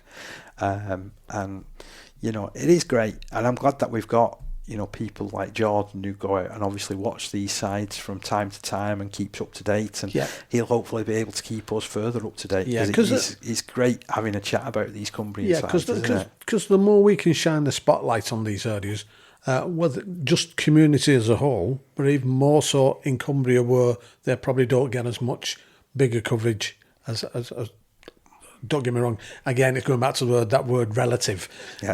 I mean, as much as we can do from where we are here, we're relying on other people to sort of be able to go out and sing. That's why we would love, certainly from a Yorkshire League point of view, and obviously the NCL point of view, if we can get somebody who can give us sort of more feedback on the Yorkshire side of things, we are more than welcome for that. More than welcome. Even if you only want to come on the odd occasion and give us a roundup every few weeks of how you think your area, the community teams in your area are doing, and give us a feel of what it's like, because we can only assume, because even though you meet a lot of these people, we don't see them as regular as probably some other people do who are either playing against or going watching, etc. Definitely, yeah. So you can do that. Get in touch with me at Dave Parkinson RL. Get in touch with the show at 13 Pro Am RL. That's right. Over on Twitter, and you can also tell us what's going on. We'd love to hear about it. We'd love to feature you, and drop us a line. Get involved. We want people to get involved. We like people's opinions and various other things about what's happening as well. But yeah, great to chat with Jordan there. Now, to run through the fixtures to round off our roundup of the National Conference League this weekend. They start on Friday evening. Division 3, Ellenbrough Rangers. They're at home to Seaton Rangers. That's going to be an emotional one, isn't it, for Ellenbrough? With you think of what's gone on this week there. So again, our thoughts with everybody there, and it's going to be a cracker that one. And then on Saturday in the Premier Division, Lee Miners Rangers have the unenviable task of trying to contain Hunslet ARLFC and Jamie Fields. Rochdale Mayfield are at home to West Hull. That's a game that's going to feature on our league coverage starting about 10 to 3, hopefully, and kick off. Coverage starting at 20 past 2, and kicking off at 2:30. I was thinking I was back last week then. We didn't want to interfere too much with Wigan and Lee on Channel 4, so that's why it was a later kick-off last week. But I can confirm it's a 2:30 kick-off this week, so just ignore what I've just said. Siddle take on Kells. Thatto Heath Crusaders are at home against Wigan St Pat's, which looks like an intriguing tie. Wathbrow Hornets are up against Loch Lane, which also looks like it's a potentially good game. York Acorn, as we heard Josh Mortimer tell us, they're up against Hull Dockers. In Division 1, we've got Clotface Miners at home to Heworth. Egremont Rangers, they're at home to Ulton Raiders. Skirler go over to Innsrose Bridge. Thornhill Trojans are up at Stanningley, and Pilkington Rex. That's what I said. They've got the league leaders, and can they get themselves out of this quandary that they find themselves in? So they've got 6 more points to get. That will take them to 13 points for the season if they win all those games. I'll be blunt, no, I don't think they will. So we could be seeing them get relegated in the next 2 weeks. As much as I don't want that to happen, but there's nothing there to tell me that they could turn this round. In Division 2, we've got Barrow Island hosting East Leeds. We've got Wigan St Jude's on the road at Dewsbury Celtic. Dewsbury at Moor Maroons, they're at home to Milford. Myton Warriors take on Shawcross Sharks. Look out for the results of that one. And this one as well. Waterhead Warriors against Saddleworth Rangers. It's only an Oldham derby, that one. Anything can happen in a derby match. We've said this before. Woolston Rovers, they take on Normanton Knights. And then your fixtures for Division 3. Eastmoor Dragons are hosting Bentley. Beverley go up to Hensingham. Driglington head up to Millom. That could be a crucial game. And Oldham St Anne's, the league leaders, are up against third-placed Lee East. Now, the best that East could hope for would be a win to take them to 26 points and then just hope the other top two lose out in the last two games. That's basically it, isn't it? That's what they're hoping for, because we know from Division 1 that the top two teams go up, and then there's a playoff amongst the rest. We know in Division 2 it's exactly the same, so the top two teams go up, and then there's a playoff for between 3 and 6, and then we also know that happens in Division 3 as well. So there's going to be a good team or two good teams that won't get promoted, isn't there? From that division. It's just whatever it stands. Yes, another great weekend of National Conference League action rounded up. Yeah, and looking at those fixtures, another one to come. Some great fixtures there. I'm already excited to give you the roundup next week, but we've got to wait for the fixtures, haven't we? Right, shall we stick with Cumbria? I know we've chatted quite a lot about them already, but no problem, I want to stick with away. This roundup that Lorraine de Graaf has very, very kindly sent through. So this is the results from the Holman Eagleson Premier Division. This is an amazing result for Lauca. Lauca 72, Hensingham 4. So Hensingham, they grabbed their only try through Aidan Pirry on 47 minutes. For Lauca, Mitchell Todd grabbed a hat-trick, Emerson Allen scored a hat-trick, Josh Partridge scored 2, Jake Smythe added 2, with other tries going the way of Luke Stockton, Jordan Allen and Greg Smith. Jamie Scott added 10 goals. Then on Saturday, another one-sided encounter. Glasson Rangers 22, Cockermouth Titans 58. Half-time, though, was very different. Glasson Rangers led by 22 points to 18. So the Glasson tries came courtesy of Matt Burns, Kieran Ritchie, Luke Johnson and Danny Baker. Luke Johnson kicking 3 goals.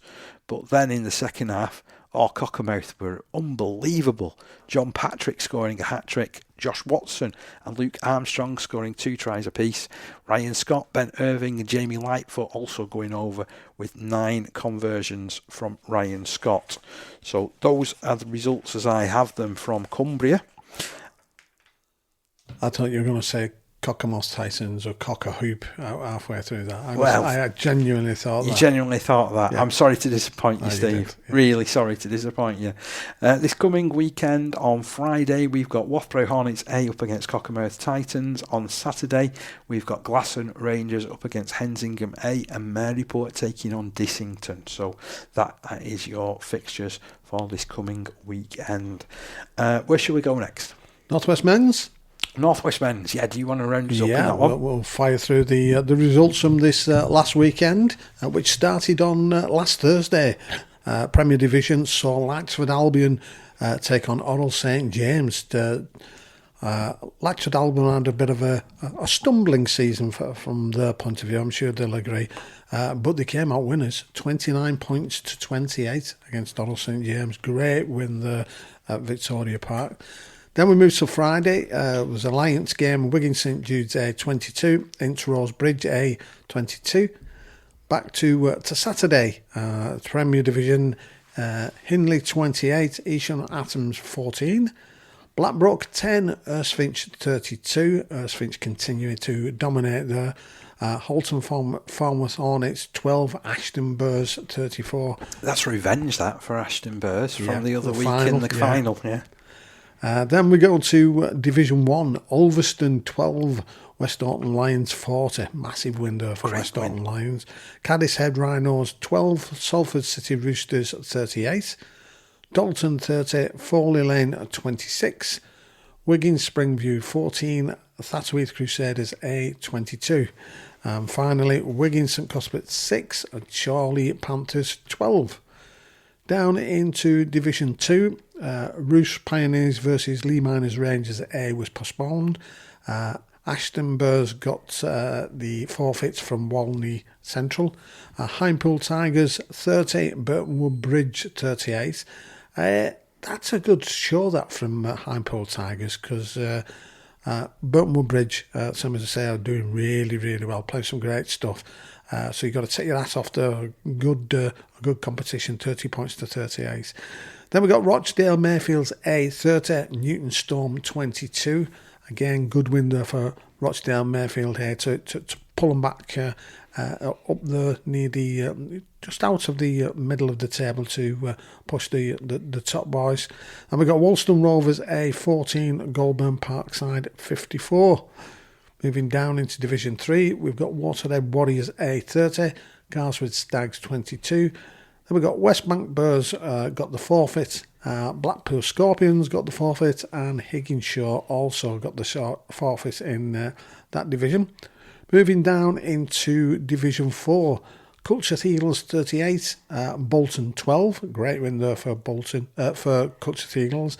And unfortunately, Liverpool Lizards against Preston and South Ribble Rabbitohs was off. But the game which I mentioned last week, which was probably the one which I'll be keeping an eye on, was between the top two in this division, which was Runcorn Highfield and Bank Key Bulls. And it wasn't disappointing because I got a little bit of a match report on this. And it was another excellent game between Runcorn Highfield and Bank Key Bulls that saw both sides taking the points and Runcorn keeping their unbeaten run intact. Bulls showed great heart coming back from a 16 points down a couple of times, even with their heads dropping at half time. A late try in the second half from Alex Green and also Callum Hewitt, and Ash Anson's goal put the Bulls 4 points behind, and a kick to the corner from Billy Myers saw Ryan Orr catch the ball and go over in the corner to equalise with a couple of minutes to spare. Unfortunately, the kick from the touchline missed, leaving the final score 34 points all. Although Runcorn will be disappointed with the draw, having taken the commanding lead, it still leaves them in pole position at the top of the table. And just to run through the scorers in that game, because it was an interesting, because it started off with a try from Runcorn with Sean McWhirter, who chipped over to gather his own kick and go in the corner to make it 4-0. Then Banky hit back with 2 tries, one from Az Barber to equalise at 4-all. And then they extended the lead with Dane Evans to take it to 8 points to 4. Runcorn then hit back again with McWhirter, who grabbed his second try, went in from dummy half to make it 10 points to 8. And lo and behold, he completed his hat-trick not so long after, making it 16 points to 8. They went further into the lead with David Patterson when he went over on the stroke of half-time to take it to 22 points to 8. But back-to-back tries in the second half from Banky, from Alex Green and Louis Thorpe took it to 22 points to 18. So they really started a bit of a comeback. But then Runcorn's Coffee, who was too big and too strong, as they said. Think of that one, a Coffee, whose nickname's Kenko, I believe. Kenko, yeah, I like that. Which I thought was great. He not went, Gold Blend. Not Gold Blend. It produced a top-class performance by the looks of things. But it was 28 points to 18 when he went over. Dan Rice increased it for Runcorn again. He had too much strength. Took a lovely 20-yard pass from Kenny to make the score 34 points to 18. But then Banky came back again when Callum Hewitt went over to take it to 34-24. Ash Hickman then went in and took it to 34-30. And as I said before, Banky levelled things with a kick from Billy Myers over to Ryan Orr, who caught the ball to go over in the corner to equalise with a couple of minutes to spare. So it sounded like a really, really good match there. From what I can gather, there's about just over 100 people watching. So you would have been royally entertained with that one, wouldn't you? And I've been over there to Runcorn. They play in it's like a park area. It's a really, really nice nice area. You get the weather there; it's absolutely spot on.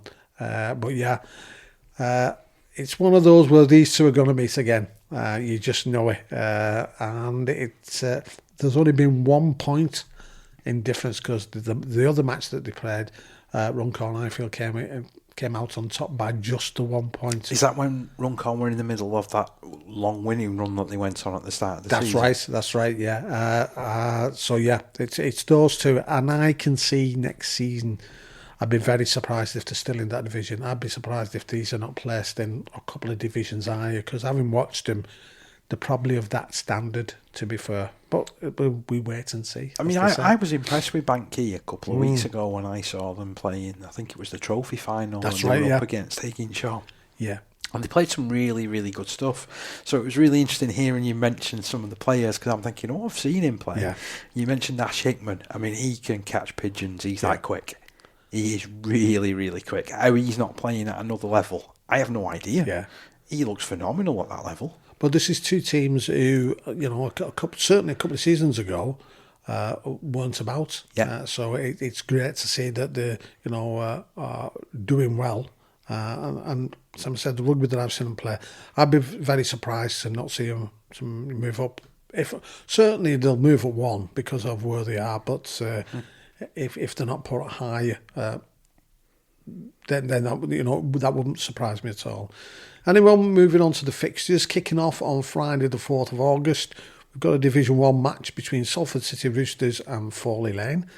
Then we've got a Division 4 match, Wigan Springview A versus Culcheth Eagles. Then on to Saturday, we've got Halton Founders Hornets versus Shevington Sharks. Then we've got Erskine Day will be taking on Oral St James. Oh, that sounds like it'd be a cracker, doesn't it? Bigger. Yeah, always a biggie there. I've got to say, though, I mean, like Salford City Roosters and Folly Lane, that also is a bit of a derby, isn't it? Yeah, it's one of those, it doesn't matter where you are in the division. No. Doesn't matter at all. Then we go Division 1, Dalton, they will welcome Cadishead Rhinos. Saturday, travel over to West Houghton to play the Lions. And Wigan St Cuthbert's welcome Ulverston. Division 2, Wolston Rovers A, they will be taking on Ashton Burrs A. Burton Wood Bridge, well, they will welcome Highpool Tigers. Moving down into Division 3, Rochdale Hornets will play Garswood Stags, while West Bank Burghs will make the trip over to Waterhead Warriors A. Division 4, Runcorn Highfield, well, they travel to Bolton. And Alliance Division, Oldham St Anne's A will take on Introse Bridge A. Lee East A take on Wigan St Jude's A. And Lee East A, they will, I've just done that one. Lee East A, they take on Wigan St Jude's A, like I've just said. So, a little bit of a truncated fixture list there. I think what it is, there's quite a few of those there are games that maybe been caught up on that have not been played earlier in the season. Yeah. I noticed one or two because of cut games, etc. And it looks a similar sort of situation in the Yorkshire Men's League as well, to be honest, Steve. So I'll bring you the fixtures after I've gone through the results that I have. So in the Premier Division, Brighouse Rangers lost to King Cross Park by 22 points to 0. Westgate Common defeated Newson Panthers 32-18. Certainly like a crackerjack of a game, that one. Well, Siddle Academy, they forfeited to Fryston Warriors, so Fryston Warriors got that 24 points to 0. Division 1, Nottingham Outlaws 10, Keighley Albion 26. And in Division 2, Kirkburton Cougars 44, Illingworth 36. Somebody left the tackle bags at home with that one, didn't they? That's an absolute outstanding stonker of a result, that one. And Wibsey Warriors 24 received the forfeit from Farnley Falcons. In Division 3, Garthorpe Tigers 32 lost to Elland 38. Wyke 42, Birstall Victoria 16. And in Division 4A, Goole Vikings 46, Batley Boys 14, Scarborough Pirates scored 28 points but lost to the Bramley Buffaloes, who scored 33. And in Division 4B, you've got the King Cross Park Academy 12. They went down to Birkinshaw, who added 70 points of their own. In there was another forfeit because King Cross Park couldn't play two games at once, so they forfeited to Brighouse Rangers and ended up Brighouse Rangers forfeited so couldn't play the game against King Cross Park Academy. I don't know how they would have gone that anyway, because it seems to be, that's a right curious one, that. So King Cross Park got a 24-0 result over Brighouse Rangers. Newsom Panthers A14, West Craven Warriors 50. Division 4C, Dodworth Miners 24, Sherwood Wolfont 28, Hemsworth Dragons 27, Dearne Valley Bulldogs 32, and the Derby Elks, they received a forfeit from Rycroft Hammers by 24 points to nil. In the NCL East, Lock Lane forfeited their game to York Acorn, so York Acorn won that one 24-0. And in the NCL West, we had Stanningley 12, Shawcross Sharks 20, Milford 4, Saddleworth Rangers 22. And looking at the fixtures for this weekend, starting on Saturday, Premier Division, Brighouse Rangers are up against Westgate Common. In Division 1, Keighley Albion up against Nottingham Outlaws. Cutsite Raiders, they're at home to the Ossett Trinity Tigers. Wibsey Warriors travel over to Queensbury in Division 2, where Kirkburton Cougars are also visiting Bradford Dudley Hill. Mould Green are away at Greetland All-Rounders. Odsal Sedberg at home to Illingworth. In Division 3, Seacroft Sharks host Castleford Panthers. And Division 4A, well, that's set to see Leeds Accies take on Westgate Common A. Batley Boys host York St John Barbarians. Division 4B, well, that'll see Keighley Albion Academy hopefully take on the Birkinshaw Blue Dogs. See, I say this because I know that we get forfeits coming through, don't I, every single week. In Division 4C, the Dearne Valley Bulldogs are set to play against Upton. Dodworth Miners host Derby Elks. In the Hull Division, West Hull are set to take on Cottingham Tigers. Myton Warriors are set to host Hull Dockers. And in the NCL East, it's Bentley up against Lock Lane. Eworth taking on Hunslet, ARLFC. Your results from the Southern Conference this weekend: Brentwood Eels 18, West Warriors 64. Bristol All Gold 24, Bedford Tigers 0. North Hearts Crusaders 0, Hammersmith Hills Hoist 24, and London Chargers 56, Eastern Rhinos 12. Your fixtures that have been slated for this weekend: West Warriors hosting Bristol All Golds, Hammersmith Hills Hoist are up against Brentwood Eels, London Chargers are set to face Bedford Tigers, and Eastern Rhinos, they're at home against North Hearts Crusaders. In the Barrow Rugby League, couple of results from this one. So Ulverston 24, Dalton 0, and in the Harry Warman Cup final, it was Walney Central 24, Millom 8. Fixtures this weekend from the Furnace Tiles League. This sees Millom take on Walney Central, Barrow Island take on Dalton. And then if we look over to the regional leagues, love this. So in the London Premier Division, we see London Chargers 26, Elmbridge Eagles 12. In the Merit League, East London Dockers against Elmbridge Eagles. Well, I've not got a result for that one. It would have been nice to feature one.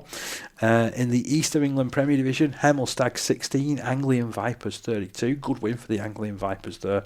St Albans Centurions 24, North Hearts Crusaders 0. And in the Midlands Premier Division, we've got Oxford Cavaliers 24, Coventry Bears 0. In the Merit League, lots of points scored in this one, by the way. Nottingham Outlaws A20, Derby Elks A54. Ooh. And those Staffordshire Quantums 38, the North East Worcestershire Ravens 64. Loads of points in the South Wales League as well. You've got Bridgend Bulls 10, Cynon Valley Cavaliers 0. Not so many points in that one. But Tarvan Tigers 36, Aberavon Fighting Irish 40, and South Wales Jets 96, South Wales Saints 1. 1? I wonder when that goal was dropped. Probably about the Did it get him in 79th minute? I was thinking, Are we thinking 79th minute so as they're not nilled? Exactly. Or are we thinking first minute so they don't get nilled? Yeah.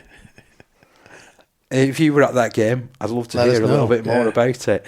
So your fixtures this coming weekend, from the Midlands Merit League, we've got Leamington Royals up against Lincolnshire Lions. Boston Buccaneers taking on the Sherwood Wolfhunt. In the South Wales League, Tembridge Trojans are set to take on Tarka Storm. And we've reached the playoff stage of the South Wales League. So the playoff semi-finals will see South Wales Jets up against the Bridgend Blue Bulls. The Aberavon Fighting Irish up against the Rhondda Outlaws. And I just want to reflect, just pretty quickly on this one. So in the Men's League South of the Welsh Rugby League, you've got South Wales Jets undefeated in 7 games. Now, I've commented about some of the points that have been amassed by National Conference League clubs, haven't I? Yeah. They've scored 456 points in 7 games. Wow. That is tremendous, isn't it? So they've got a plus point difference of 361, undefeated, 14 points, top of the league. Second place are Aberafan Fighting Irish with 5 wins and 2 losses. In third place, Ronda Outlaws, 5 wins and 2 losses. But there's a vastly superior point difference for the Fighting Irish.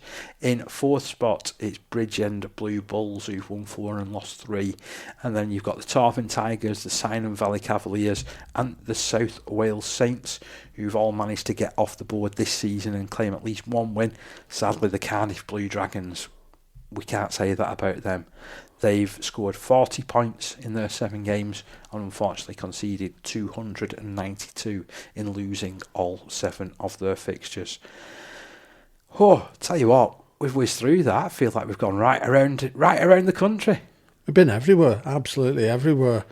I've got to say, I mentioned to Matty Eden, who's a young lad who's stepped up over the last couple of weeks from the lower reaches of the Newton Storm teams.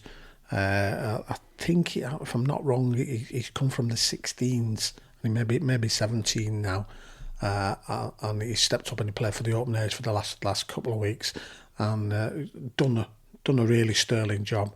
And there's a couple more lads starting to come through as well, which is great to see, because obviously we mentioned this on the show that's what we like. That's how the pathway works. I mean, unfortunately, the 18s folded last year. There was a lot of players who obviously went on to other clubs because there wasn't positions, but there's some that have been in and around and managed to get the way in.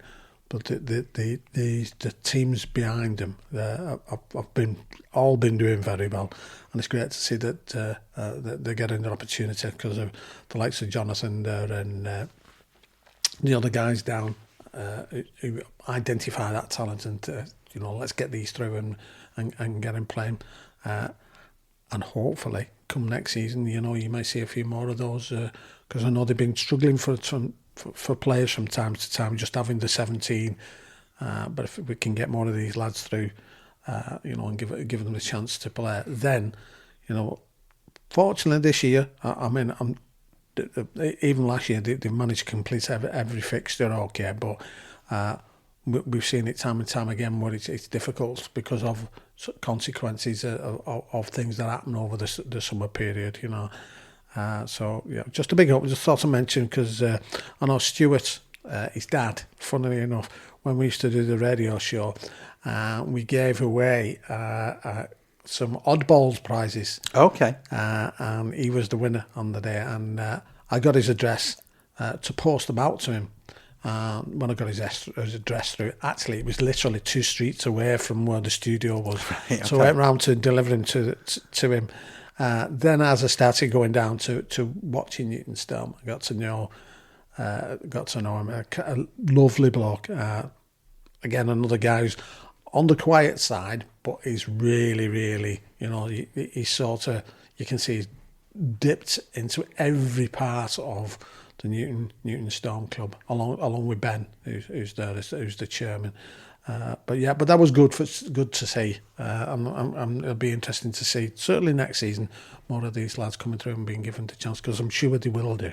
Now, if you like your rugby league events and you like to possibly put your questions and have them answered to different people, then I'd suggest that you get a ticket for Lee East. Next Monday evening at 7 o'clock, there's going to be a Wembley question and answer session there, hosted by some fella called Dave Parkinson. Oh God, scraping the barrel again. Yes, yeah.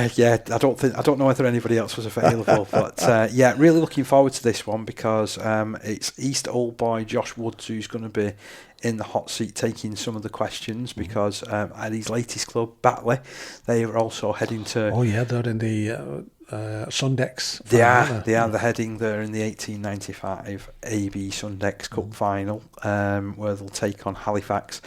So he'll be answering questions, and we've got some of the Elite Leopards players that are going to be available as well. And which begs the question, Parky, do they actually make leopard print Sundex now? I don't know. I'm sure you could get wraps. There's my question I need you to pose to them. Right, well, I'm sure it depends if they win or not, doesn't it? They'll all have a Sunday, which will be done in leopard print, I'm sure.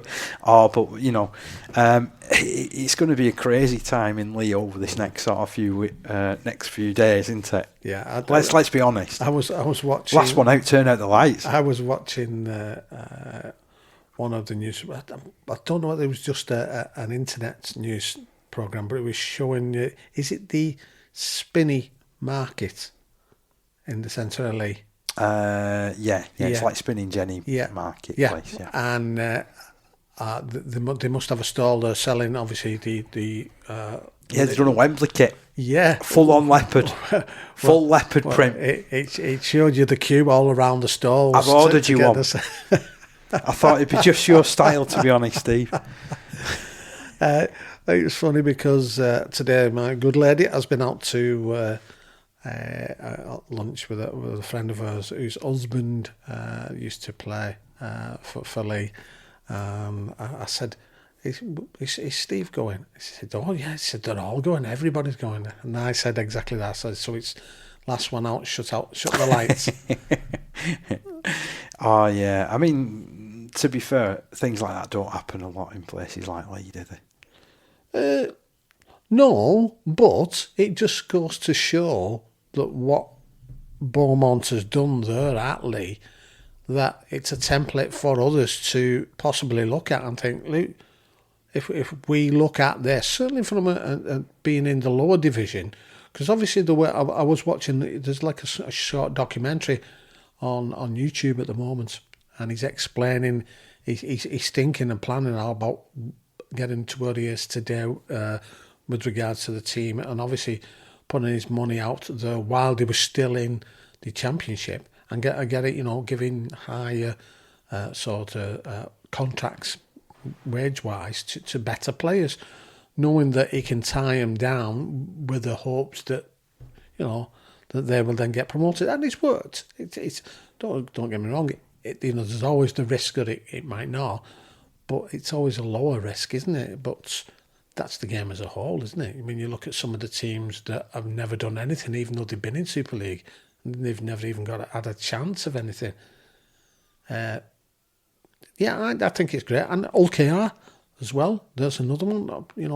They were in a similar sort of boat to a certain extent, and they've started to rise up. I'm going to take us away from the professional game, though, because for me, there's another big game happening on that day that nobody's talked about. Nope. Now, this is the Champion Schools Final, Year 7, between Bedford High School, they're a high school from Leigh, taking on Archbishop Centremoor, who are a high school from Hull. Now, I wonder if you couldn't script that, could you? I wonder if this has ever happened before, where basically you've got the two school sides have come from the places where the finalists have come from. And do you know what would be great there is when the actual final is on, if those players walked out with the professional players, as the mascots, that would be, for me, that would be really, really good. It would be special, very special, wouldn't it? Yeah. It's going to be a special day anyway for all those youngsters. Yeah. And we'll wait to see whether or not we've got an announcement on that in the next week or so. Fingers crossed. I've got high hopes, but we're just about done and out of time, aren't we, for this particular episode, Steve? We certainly are. It's been a good one. Got a lot in again, a lot of quality stuff, some great guests. Hopefully we can carry that on to next week. And only one or two gaffes as well. Only one or two. The editing I have to do now, you won't believe.